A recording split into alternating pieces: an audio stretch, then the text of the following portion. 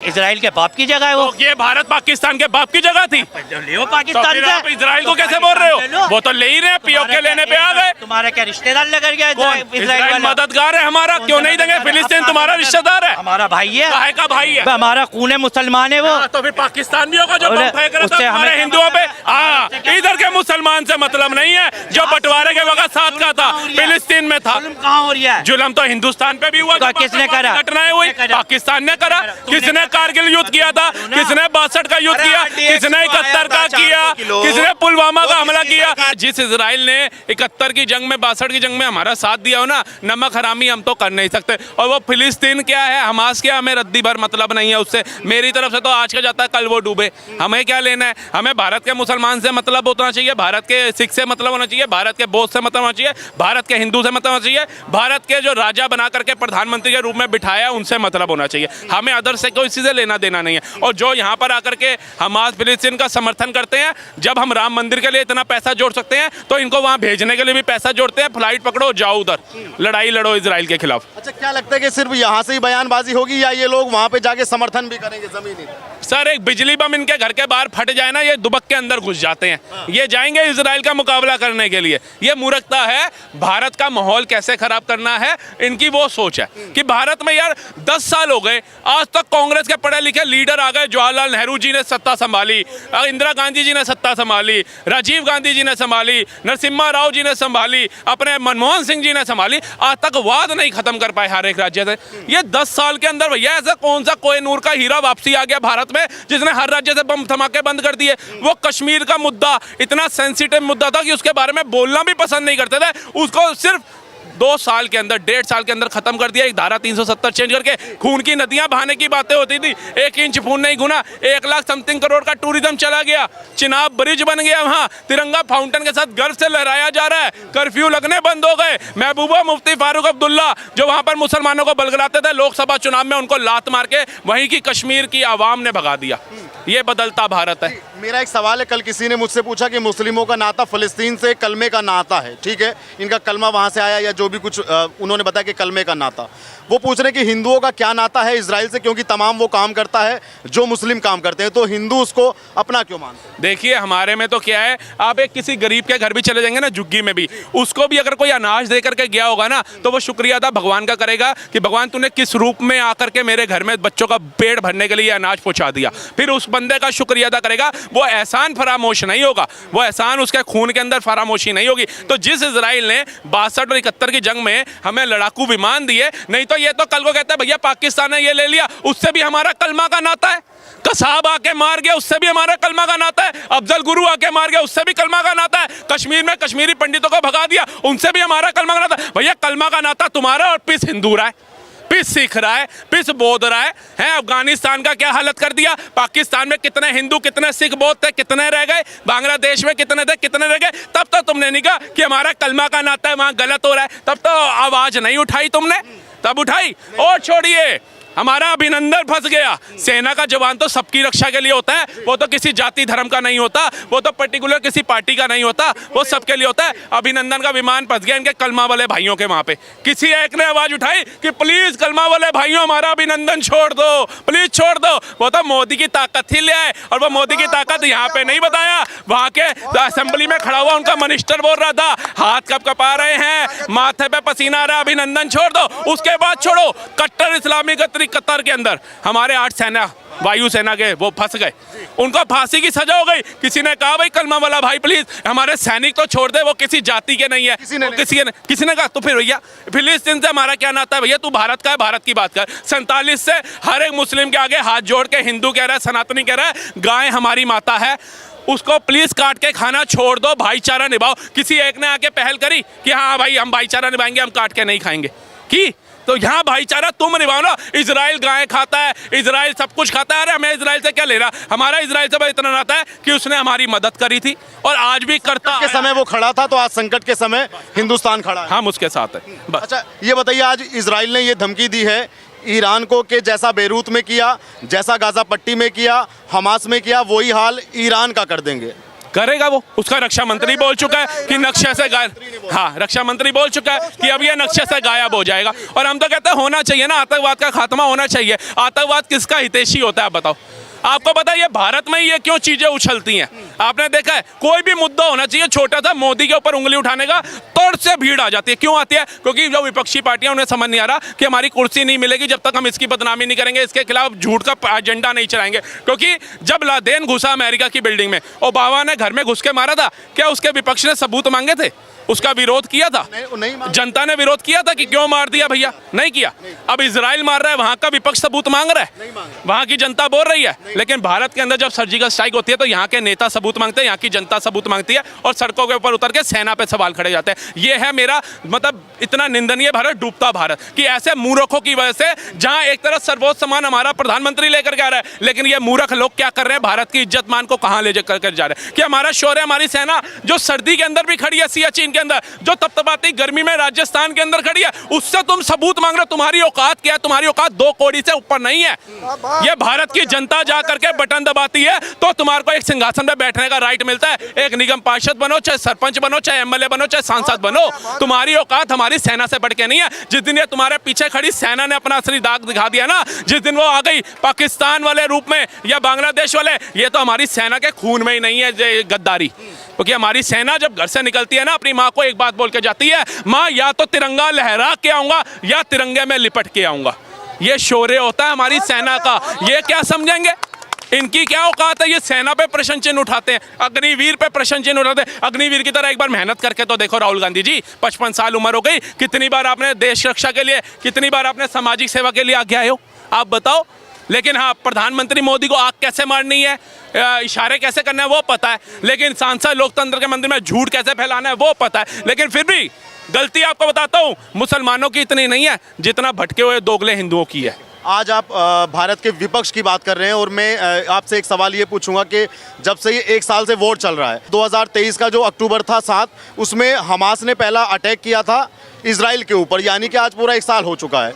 लेकिन मैंने देखा कि इजराइल का जो विपक्ष है वो बिल्कुल इजराइल के साथ में खड़ा है। मतलब जो बेंजामिन नेतन्याहू, जो वहाँ के अभी वर्तमान में जो पीएम है, वो उनके साथ में खड़ा है। अगर ऐसी स्थिति, भगवान ना करे कि युद्ध की स्थिति कोई भारत में बने, क्या यहाँ का विपक्ष उस समय की सरकार का साथ देगा, या मतलब क्या लगता है, क्या कल्पना है आपकी? देखिए, एट प्रेजेंट जो सिचुएशन मैं देख रहा हूँ, जैसे अलग अलग लोग निकल के आ रहे हैं, फिलिस्तीन, हिजबुल्ला, कितने मारोगे, हर घर से हिजबुल्ला मिलेगा, और बच्चों को आगे किया जा रहा है कश्मीर में, तो ये बहुत निंदनीय बात है। इस समय तो बल्कि उस समय नहीं कि जब वो करेगा, गागूगी नहीं, एट प्रेजेंट विपक्ष को आकर के बोलना चाहिए सांसद के अंदर कि मोदी जी भगवान ना करे, अगर हमारे विपक्ष की जरूरत तुम्हें तो कदम के कदम साथ मिला करके साथ खड़े हैं। हमारे लिए देश से बढ़ के कुछ नहीं है। कुर्सी आज नहीं तो कल हम ले लेंगे, इलेक्शन आज नहीं तो कल ले लेंगे, लेकिन मोदी तेरे साथ खड़े हैं। बोला किसी ने? विपक्ष को ऐसा कहना चाहिए, बिल्कुल कहना चाहिए। लेकिन वो क्या कह रहा है? जब मोदी जी ने बोला पकोड़ा तलने वाली बात कि उससे रोजगार मिलता है, तो इन्होंने खिलखिली उड़ा दी।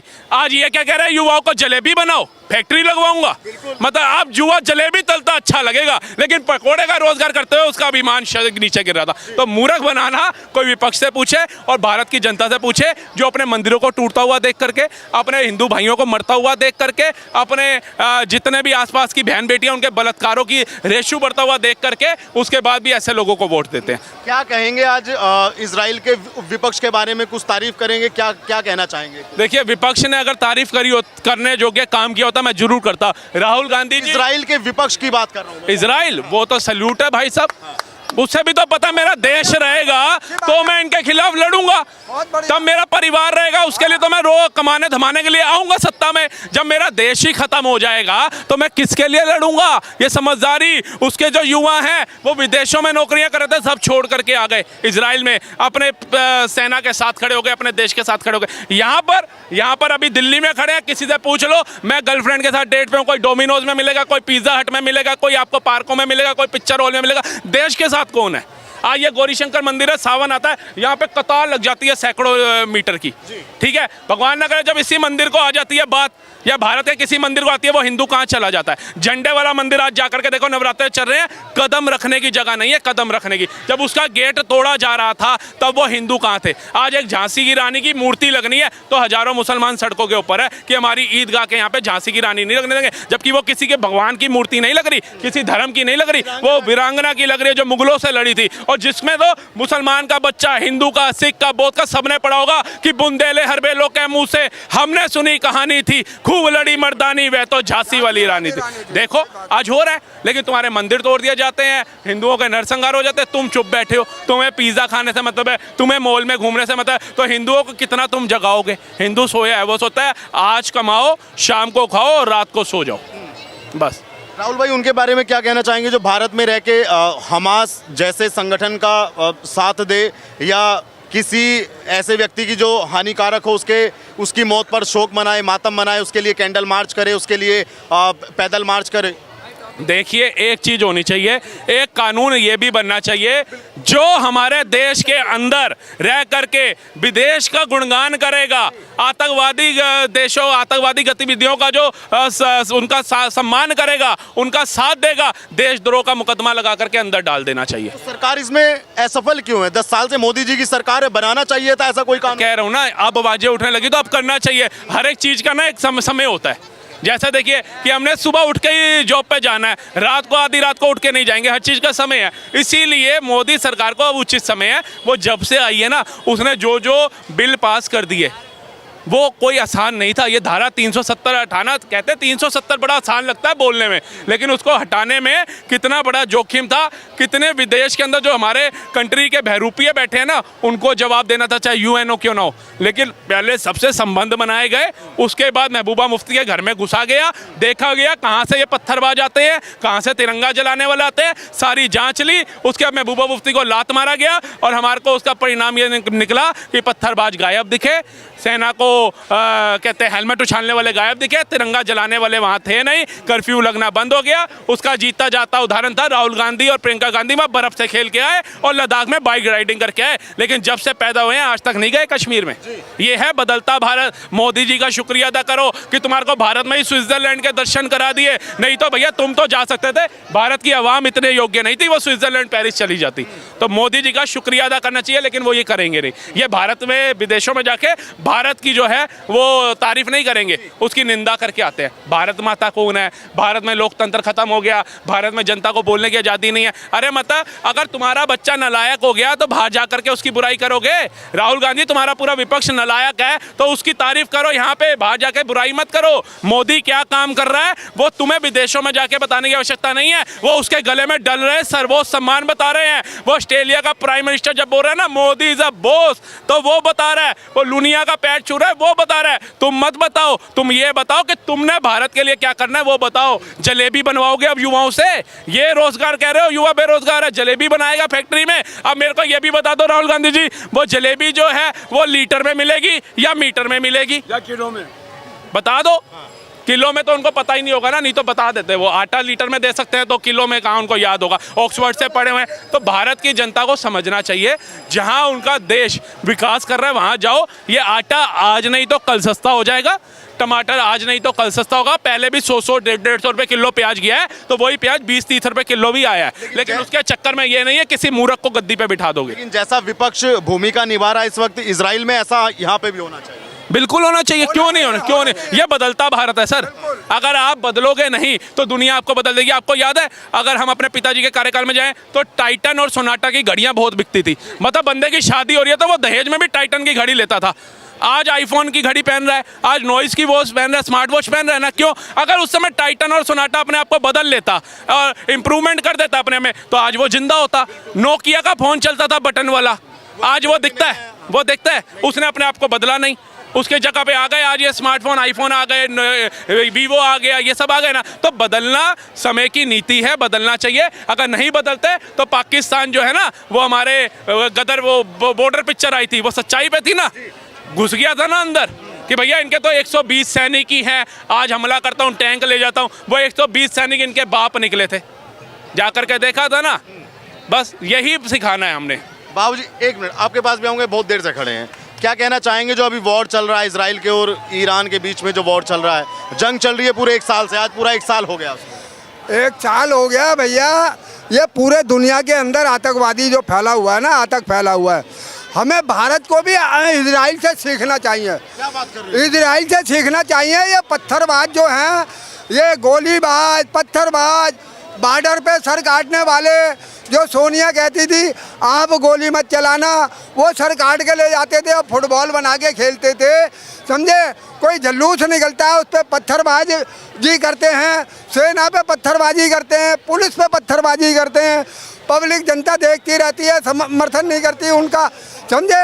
हमें उनका साथ देना चाहिए, उन आतंकवादियों को जेल में डालना चाहिए, खुला खुला इजराइल का समर्थन करना चाहिए, इजराइल का समर्थन करना, इजराइल का समर्थन करना चाहिए। इजराइल जो है ना, हमास ने क्या किया था, हमास ने क्या किया था, वहाँ कत्लेआम किया था और महिलाओं को वहाँ जेलों में पकड़ के लेके गया था, कितना आतंक फैलाया था उसने, उसे देखने वाला कोई नहीं था।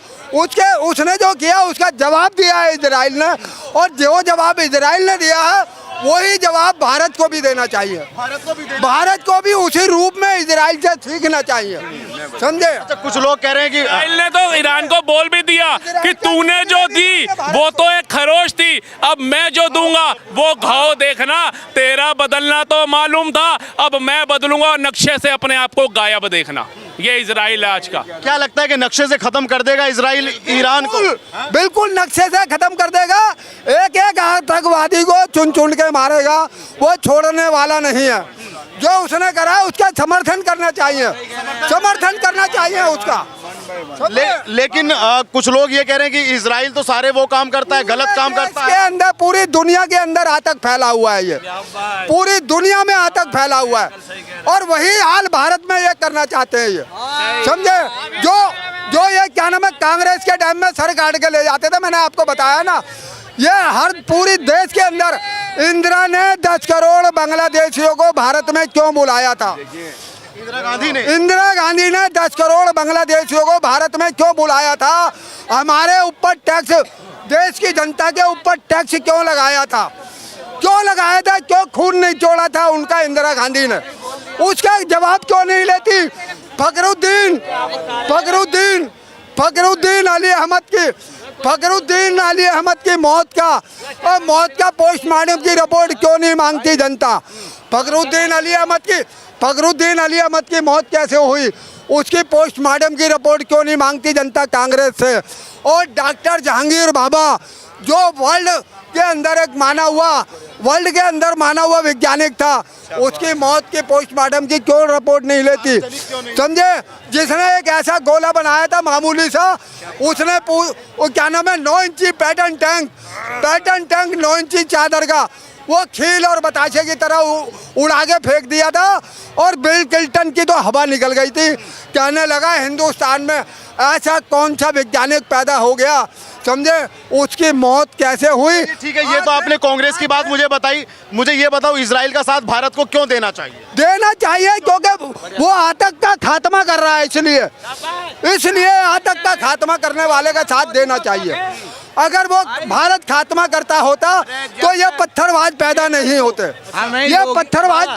होते, भारत के अंदर।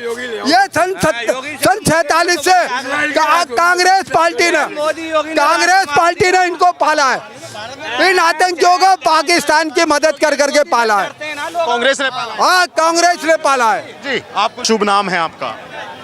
नाम को तो छोड़ो, आज नाम नहीं बताते, चलो नाम पूछ रहे हो तो मेरा नाम दानिश है।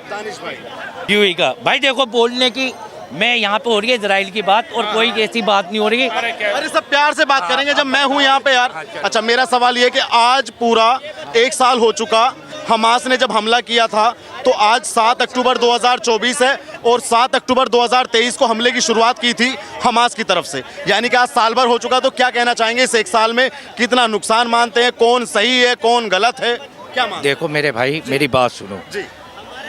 इजराइल के मरे जब भी दुखजनक बात है, फिलिस्तीन को मारे फिर भी दुखजनक बात है।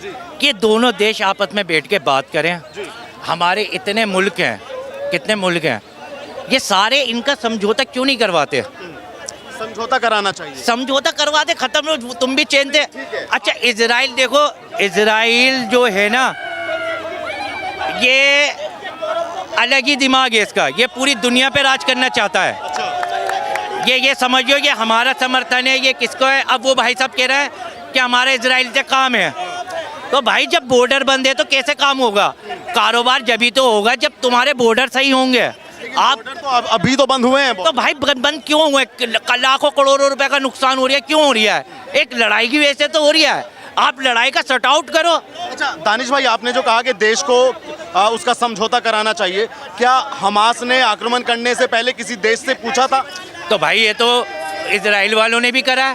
नहीं, वो तो बाद में कहना जवाबी मैं क्या कहना चाह रही हूँ, आप सुनने नहीं हो। इजराइल ना मेरे बाप का देश है, ना फिलिस्तीन मेरे बाप का देश है, हमारा है हिंदुस्तान। हम तो यहाँ से शांति की बात कह सकते हैं। भाई वहाँ के हमारे प्रधानमंत्री मोदी जी, हमारे जो प्रधानमंत्री है मोदी जी, प्रधानमंत्री हमारे, वो बात करें, सब जगहों को बिठाए, एक कदम पीछे, वहाँ बहुत शोर हो रहा है। सब जगह बिठा पुटू के बात करें, जैसे ये मसला हल हो रहा है, हल निपटा है इसको मसले को। आप मानते हैं कि मोदी जी चाहे तो हो सकता है हल? मोदी जी क्या, अमेरिका चाहेगा तो हल होगा, मोदी जी क्या कहेंगे बेचारे। लेकिन ईरान का राजदूत तो मोदी जी से प्रार्थना कर रहा है कि आप इसको शांत कराओ। शांत करवाओ। हमारे, मैंने क्या कहा, मोदी जी और देश के सारे प्रधानमंत्री बैठे हैं, अमेरिका में होती है ये मीटिंगें, तो वहाँ जाके बात करें कि हाँ जी ये मसला ख़त्म करो। कब तक एक दूसरे को मारोगे, कब तक एक दूसरे को मारोगे? अबे जो इनका हिस्सा इनको दे दो, जो तुम्हारा हिस्सा तुम ले लो। एक बात बताओ यार, ये ज़मीन मेरी है तो मेरा ही हक है, ये ज़मीन तेरी है तो तेरा हक है। उसी पे तो झगड़ा। एक मिनट मेरे भाई, एक मिनट बंटवारे पहले में पाकिस्तान को भी उसका हिस्सा दे दिया था। समझौता बस भी चली थी भारत से पाकिस्तान के लिए। क्या पाकिस्तान शांत हो गया? लोंगावाला के अंदर मिसाइल फेंकी और पता चला 120 सैनिक है, हमला जला दिया। एक मिनट पिक्चर देखी यहाँ बात चल रही है फिलिस्तीन इजराइल की, हाँ। पाकिस्तान पे नहीं जाओ तुम। उनकी जगह दे दो। इजराइल भाई क्यों मेरी देगा बात, अपनी जगह? इजराइल के बाप की जगह है वो। तो ये भारत पाकिस्तान के बाप की जगह थी। लियो तो पाकिस्तान फिर से। आप इजराइल को कैसे बोल रहे हो? वो तो ले ही रहे हैं, पीओके लेने पे आ गए। तुम्हारा क्या रिश्तेदार लग गया इजराइल इजराइल वाला? मददगार है हमारा, क्यों नहीं देंगे? फिलिस्तीन तुम्हारा रिश्तेदार है, हमारा भाई है, काहे का भाई है? हमारा खून है, मुसलमान है वो। तो फिर पाकिस्तान भी होगा जो और बम फेंक रहा था उससे हमारे हमें हिंदुओं पे। हाँ, इधर के मुसलमान से मतलब नहीं है, जो बंटवारे के वक्त साथ का था, फिलिस्तीन में था। जुल्म कहाँ हो रहा है? जुल्म तो हिंदुस्तान पे भी हुआ। तो किसने करा? घटनाएं हुई, पाकिस्तान ने करा। किसने कारगिल युद्ध किया था? किसने 62 का युद्ध किया? किसने 71 का किया? किसने पुलवामा का हमला किया? जब सर्जिकल स्ट्राइक करी, सबूत मांग रहे थे। सर कब आएंगे ये बताइए। अब यहाँ पे क्या बात हो गई? मोदी के भक्त है जब ही सकते हैं, ये वाली बातें होंगे। अब यहाँ पे यही बात होंगी। यहाँ बात टॉपिक क्या लिया था आपने? एक बार चुप रहना। यहाँ टॉपिक किस बात का लिया था? आज 1 साल हो गया इजराइल और उसके युद्ध। यहाँ पे मैंने कोई गलत बात की इस पे? अभी तो आपने एक बोला मिनट कि उसकी जमीन दे देनी चाहिए। एक मिनट मैंने क्या कहा? एक मिनट ये यार, भाई जाएगा दिलाने, ये भाई जाएगा देने, ये भाई जाएगा देने। भाई साहब इजराइल का चैनल है। काटेंगे नहीं भाई, काटेंगे नहीं यार, भारत का चैनल है, ऐसी बात कहने का। एक चीज मैं ये बोलना चाहता हूँ, मैं बोलता नहीं हूँ। चलो हम मुस्लिम के चक्कर में बोलते हैं, गलत हो रहा है। या हम देखिए मैं बताता, हम ये बोलते हैं। अरे यार बोलने दो एक आदमी को। प्रधानमंत्री खुद कह रही है कि बोलो भाई, बोलो यार। हाँ जी, डालोगे पहले ये बताओ। सब पूछो फिर। कसम है आपको मोदी जी की, मोदी जी की कसम है, डालोगे पूरी डिबेट। मोदी जी ये वाहियात बात है, ये वाहियात बात है। हमारे प्रधानमंत्री लेफ्ट के चैनल पे कभी बोला राहुल गांधी की कसम? नहीं बोला। नहीं बोला।